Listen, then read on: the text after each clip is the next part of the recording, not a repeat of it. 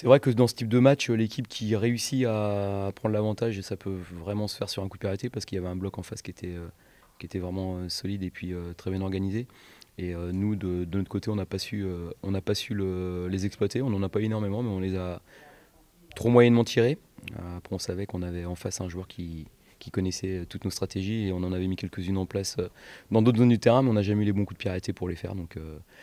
Donc voilà, ça a été à leur avantage dans ce domaine-là. Puis en deuxième mi-temps, on est revenu. Je pense que sur la deuxième mi-temps, ils ont un peu plus d'occasions que nous, mais on en a eu des franches. Par contre, en première mi-temps, on a les deux grosses premières. C'est un moindre mal, non?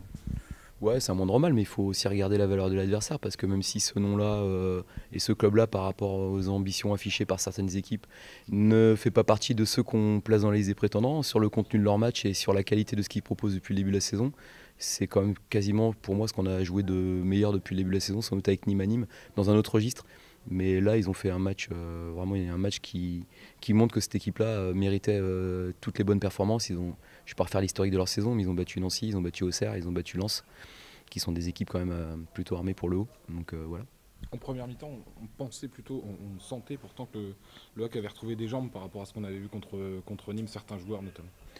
Ouais, on a eu des intentions en première mi-temps, mais on n'a pas bien exploité ce qu'on avait envie d'exploiter, notamment dans la sortie de balle. On s'attendait à ce type de bloc et il y a des choses qu'on a bien faites, mais il y a des choses qu'on a moins bien faites. On a manqué un peu de puissance sur la ligne de défense et surtout de profondeur, et on a mis beaucoup de joueurs dans des zones de confort. Et dans ces zones de confort-là, tu perds pas la balle, tu la tiens, mais tu mets pas en difficulté ton adversaire.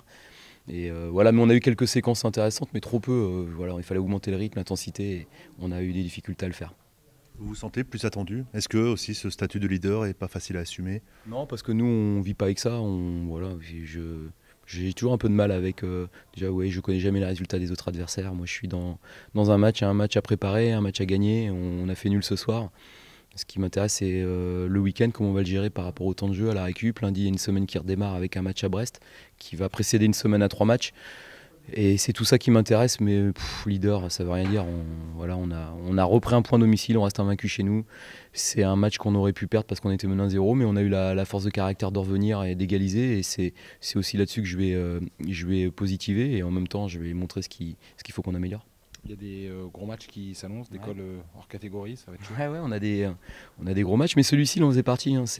Je répète, on est toujours un peu pris par le standing ou les noms ou l'histoire des clubs. Orléans, c'est une très bonne équipe. C'est vraiment, pour moi, c'est ce qu'on a joué de mieux depuis le début de la saison. Il y a une organisation, il y a un projet, il y a de la vitesse, il y a vraiment des bonnes annuités, il y a de l'expérience avec de la jeunesse.